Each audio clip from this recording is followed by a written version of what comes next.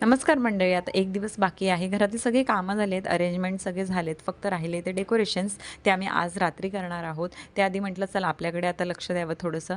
म्हणून मग आयब्रोची थ्रेडिंग करायची होती. सो पार्लरमध्ये चाललेले आणि विचार केला अद्विकलासुद्धा घेऊन जाते, कारण तो एवढा मस्ती करत नाही. राहतो तिथे छानपैकी.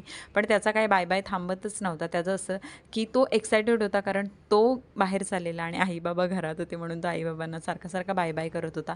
आता तो बऱ्यापैकी चालतोय, म्हणजे स्वतःहून चालतोय. सो त्याला एक्साइटमेंट असते की मला एकट्याला चालायचं आहे, माझा कोणी हात नाही पकडायचा, त्याचं असं असतं. त्यानंतर मग पार्लरमध्ये आलो. एक क्लायंट होतं त्या मॅडमला, म्हणून मग मला थोडंसं थांबावं लागलं.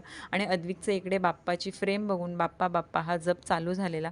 आणि अद्विक छानपैकी तिथे खेळत होता. मला त्याने छानपैकी सगळं करून दिलं. त्यानंतर मग आम्ही निघालो आणि जे बघितलं ते अद्विकला दे पाहिजे असतं, पण मी त्याला एवढं काही बाहेरचं देत नाही आणि त्याचा हट्ट नसतो की त्याला पाहिजेच. फक्त बघितल्यावर त्याचं असतं की दे.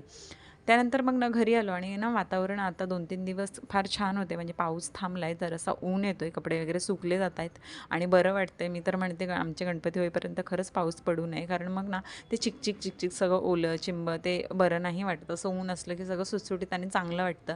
आणि अद्विकलासुद्धा मी टेरेसवर आणलेलं, पण त्याची एवढी मस्ती चालू होती ना, तो हे ते उचलून पटकन तोंडात घालतो आणि भीती वाटते. पटकन त्याच्याकडे खूप लक्ष द्यावं लागतं. त्याला कितीही नाही म्हटलं ना तरी तो तेच करतो आणि मग कधी-कधी ह्या गोष्टीवरून ना माझी वेगळीच चिडचिड होते.